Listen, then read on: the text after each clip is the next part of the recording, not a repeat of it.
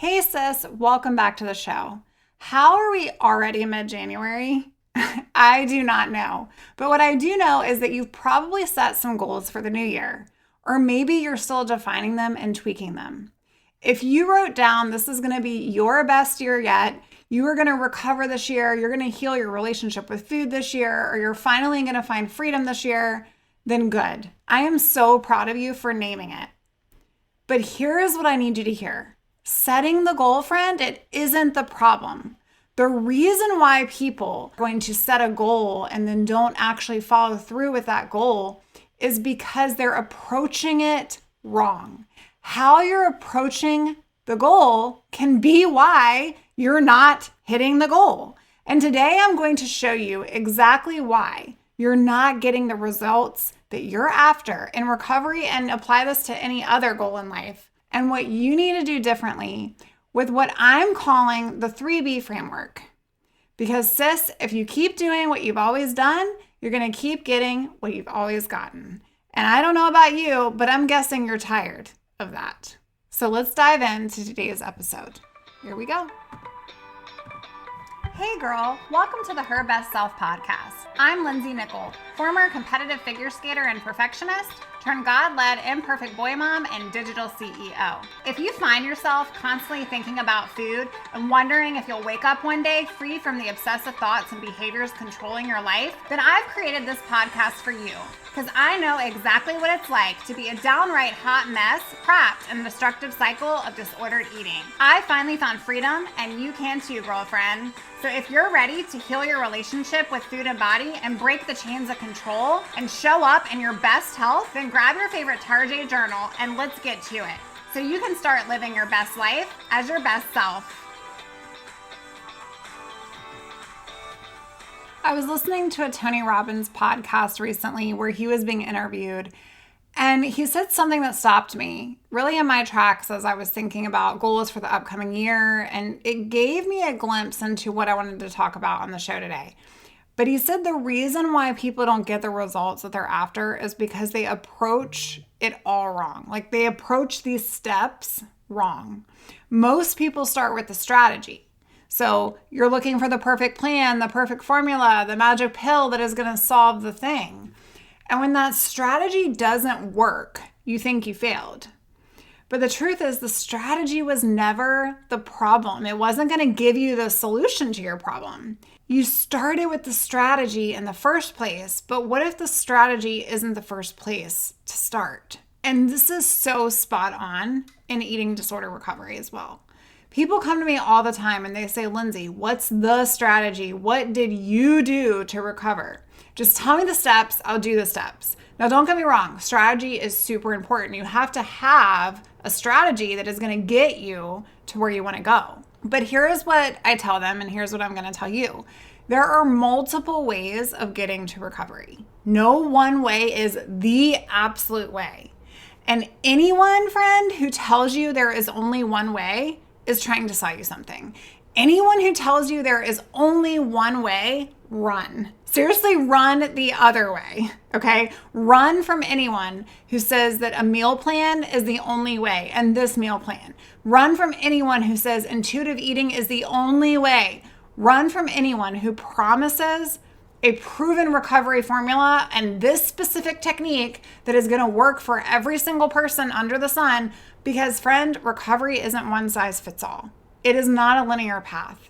And if you've listened to the show long enough, you know it's not a checklist.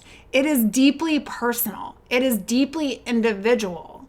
And it requires way more than just one strategy, one way. And the reason why my clients see results is because we don't start with the strategy. And that's where the light bulb moment came for me. It was like, wow, that is so spot on what he's saying. I do this with every single one of my clients. We start with something much deeper. So let me introduce to you the 3B framework. Being is step one. This is how we approach recovery in my programs with me. And this is why my clients actually see lasting transformation and change. We're not talking temporary fixes, okay? We're not talking about the New Year resolution that in February is no longer happening anymore. We are talking about step one, being. This is the state of your being. I think Tony says it as like the state. Okay, so he uses S's for his different steps. I really like the B's because I feel like it matches what I preach about. And I say preach lightly. It matches what I work with my clients on. Where are you right now? What is the urgency of your situation? What is the state of your mental, your emotional, and your physical mindset when you come into this podcast, or when you're listening to the show, or when you want to work with me, when you're filling out your client application? Are you in crisis? Are you stuck in a quasi-recoveryville? Or are you white knuckling your life, pretending you're fine when you're actually dying inside because of the disorder? We start here, because if you don't get honest about where you're at, you can't get to where you want to go. No strategy is going to overcome your being, where you are currently, okay? So we have to start with where are we, and we have to assess that. I also use it as like an assessment tool, right? We need to figure out where you are on your path so that we can cross the bridge. Step 2 is belief. This is the second B. This is the story you've been telling yourself. And Tony refers to this step as a story, okay? What are the core beliefs? What is that story driving your behaviors? What narrative have you been living in for months or years or even decades?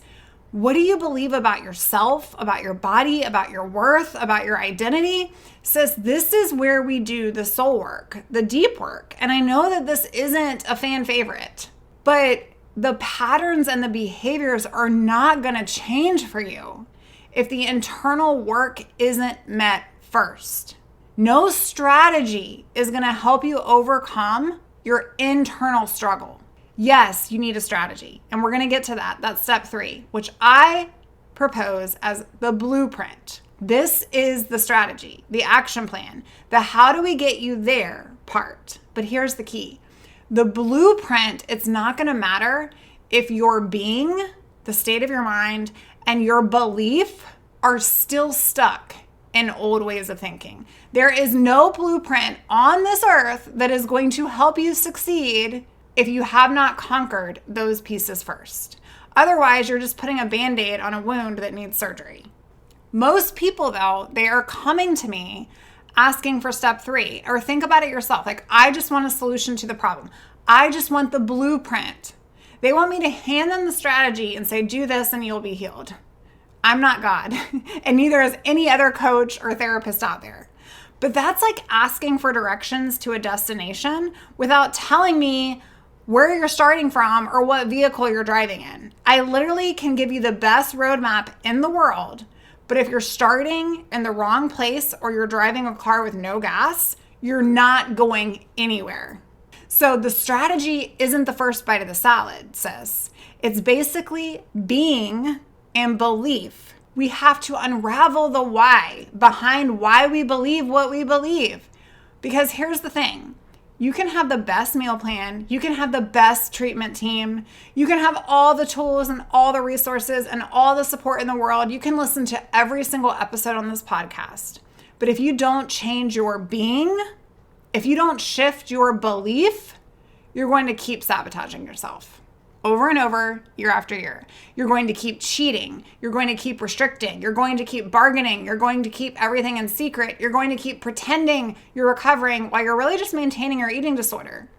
And I know this because I did it. I was searching for the strategy. Just give me the magic pill that's going to get me better. Let me tell you a story that really drove this home for me. Over winter break a couple weeks back, I took the boys ice skating. And the moment I walked into the rink, I was hit with a wave of memories. The smell of the ice, the cold, crisp air on my nostrils, the must from the hockey players and the public skaters, and the sweat coming out of the locker rooms. It's just a whole vibe. And I closed my eyes for a second and it just came rushing back. And for so long after my recovery, skating was a massive trigger for me. Because my entire identity as a figure skater was wrapped up in perfectionism. It was wrapped up in performance, and being the smallest was being the best, and looking perfect was the goal. It was technique over joy, and it was approval over freedom, and no matter what, you had to win. If you weren't first, you were last. But those beliefs protected me during that season of my life. They gave me structure. As an athlete, they gave me a control and a sense of worth when I felt worthless in other different places. It actually kept me grounded in the sport. But that's only good up to a certain point, because then it can become obsessive and it can become paralyzing, and it trapped me. It kept me stuck in an eating disorder that nearly killed me. So for years, I just avoided skating because I felt like that was the dream that I never saw actually take place. I always wanted to be an international skater in a wonderful show, but because of the trauma, because of what I went through, I felt like I'd failed. I didn't actually do what I sought out to achieve. And because of that, I didn't know who I was when I recovered. I kind of felt like, well, skating was a part of my eating disorder self. So how do I do that in a way that it works for me? I didn't know who I was, though, without those beliefs. And I didn't know if I could step onto the ice without falling back into that old version of me. So I avoided it. And when I went with my boys, it was so different. It was so almost tranquil, even though there was must in the air. Okay. My oldest Sonny asked me to sit spin, which was one of my favorite things doing in skating. I was like known for my sit spin. And I thought, why not? Why the heck not? I'm going to show him that I know how to do something, right? And so I did it. And you know what? I nailed it. I crushed it. It was smooth. It was great. The muscle memory was still there. My body remembered. My body picked it up as if it was another day. But something else was extremely different. I was different. I wasn't focused on what others thought. I wasn't worried about my technique or being judged. I wasn't performing for approval or needing a medal. I was just doing the thing for fun with my kids. For the first time in my life, I was skating for joy and not for striving.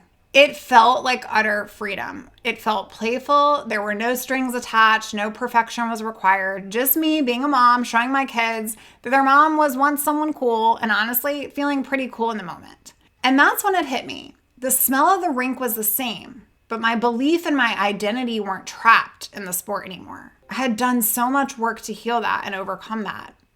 The moment on the ice, it showed me something so important that I just knew I had to share here. You can have all the skills, you can have all the muscle memory, you can have all the strategy in the world, but if your belief about yourself hasn't changed, you will get back into those old patterns and behaviors. And this is why so many of my clients come to me looking for the strategy, but they realize pretty quickly that they need something so much deeper. They need to look at their being, their state of mind, and examine their belief that has led them to this point. Because the best strategy in the world, friend, it isn't going to work unless you're prepared to execute it. And you can't execute if you're still operating from that old story in your head. There's a reason why we hang on to the eating disorder for so long. And for me, it was because I didn't see myself as anything but that version of myself. The perfectionist, the skater, the girl who needed to be small to prove her value. But sis, it's time to believe bigger. It's time to stop searching for the strategy, for the blueprint, and to start looking internally at your belief system and why you're acting on things the way that you are in result of the belief. So let's break this down on how this actually works in your recovery journey. Being, where are you right now, friend? Get brutally honest. Are you in crisis mode? Are you in stuck mode? Are you pretending that you're fine when you're really not? What is that state of your mental, emotional, and physical being right now? This is your starting point. You cannot skip this step. Then we transition to belief. What story are you telling yourself? What do you believe to be true about yourself? That you'll never recover, that your body will always be something wrong with it, that you're not worthy. What is the story on repeat in your mind? That if you gain weight, nobody will love you, you'll be less deserving. Are you believing that you're only worthy if you're small? That food's the enemy, that control equals safety, that you'll never recover, that this is just who you are? These beliefs are running the show. And until you identify them, challenge them, pluck them out, and replace them with a truth that is going to change your life, you're never going to change your life. Then we get to the blueprint. This is the strategy. And once you've addressed your being and your belief, then we can discuss strategy. Then we can create the blueprint. Then we can map out the tools, the action steps, the meal plans. But to go, tomorrow, I'm just going to do the thing. Sometimes that will work temporarily. But if you have that voice in your head that then the next day it's harder to just do the thing, it's because we're still operating with a belief running the show, but we're trying to force actions. Okay? And so this is where the support systems, the practices, they're actually going to work for you when you can start with the being. Like, who am I being right now, and who am I going to need to be to challenge these thoughts? But not before, because the blueprint is simply useless without the foundation. So here's what I want you to do from today's show. This is your homework, your one tangible takeaway, and I want you to answer these questions. What are 3 beliefs that I have about myself, my body, or my eating disorder? 3 beliefs. The next, for each belief, is this true or is that the disorder talking? For years, I thought it was true that I would never recover. But guess what? She just wanted me stuck so that I could hang out with her for the rest of my life. And that wasn't serving me anymore. So I want you to write down 3 beliefs that you have about yourself, your body, or the disorder. And then I want you to, for each belief, ask, is this true? Do I have a true story here? Or is this just a version of what I've made true?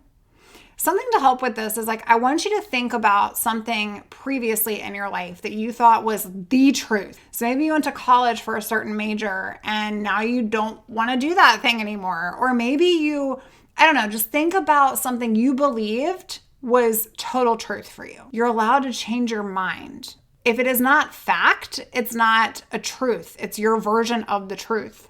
And so for every single belief, you have a version of your truth. But that doesn't mean that it is in fact truth, okay? And without becoming super complex for today's show, I just want you to identify, is this true? Is this really true that no one's gonna love me if I gain weight? Or is that just my eating disorder talking? Is this true that I've always been like this? No, you probably weren't born with an eating disorder. You probably weren't born with an unhealthy desire to be small. So what is the story, and this is the last part of it, that you've been telling yourself that's keeping you in an old identity? And then here's the big one. Who would I be without the story? Get really brutally honest with yourself. I want you to excavate those beliefs, challenge them, question them, because this the strategy, the blueprint, it isn't going to save you. Your willingness to do the deep, hard internal stuff is what is going to set you free from this. So I want you to stop searching for the perfect plan and start looking at your being. In what way are you operating and who you are today? Start examining your beliefs and start doing the soul work, because that's where the transformation occurs. So if you're sitting here thinking, Lindsey, I need help with this. I need someone to talk me through the being, the belief, the blueprint. I hear you, but I need some help with this. This is what I do. This is the exact blueprint, there we go, that I partner with clients on one-on-one. Okay, I have 2 ways we can partner together. The Recovery Collective. This is my every other week group community where we do this work together. We address your beliefs. We create blueprints and strategies that are actually going to work once you've identified your starting point. And you'll have me, you'll have the community ladies to support you. If you're interested in learning more, you can go to herbestself.co/recovery collective. And then if you're ready for that deep transformational work, if you want someone in your corner who's actually going to help you uncover those beliefs and rewrite that story you've been telling yourself on repeat, let's work together, friend. This is your invitation. This is where we go all in so that you can create radical change. I'm taking applications right now. You can head to www.herbestself.co and fill out a client application, and I'll meet you there. Let's stop playing games as we think about our goals. Let's stop searching for that strategy that's going to work for you. And let's actually start with who we are being. Because if we can start with who we're being and realize that those beliefs served us at one point, but they're not anymore, then we can actually see a change in behaviors that is going to last. This is why people every new year, they start a new diet and they believe keto is it or whatever it is. This is the thing that's going to work for me. And that energy is great, but the letdown is horrible. It's not it because you're being somebody that is wanting the shortcut or the exact step. We have to actually think about recovery as a long-term game plan. Like, this is a game plan for life. Listen, sis, recovery isn't about finding the perfect blueprint. It's about changing who you are so that you can show up as her confidently. It's about challenging your beliefs, and it's about rewriting your story. And when you do that, when you start there, the blueprint, it just becomes easy. The strategy, it falls into place, and you actually get what you're wanting. So stop asking, what's the way? And start asking, what do I have to believe about myself? And is it true what I'm currently believing? Because that is where your freedom lives. Speaking of believing, I believe in you, girl, and I cannot wait to see all that you do this year. Until next time, keep forging forward. You've totes got this. Bye for now. Oh, friend, thank you so much for letting me share what was on my heart today. My hope for this podcast is to help more women find freedom from food and body. If this has empowered or blessed you, let me know. I'd be honored for your rating and review of my show, and I'd love to connect with you in my private Facebook community. You really can move from perfection to purpose. Let's break the chains together. I'll help navigate the way. Until next time, bye for now, girl.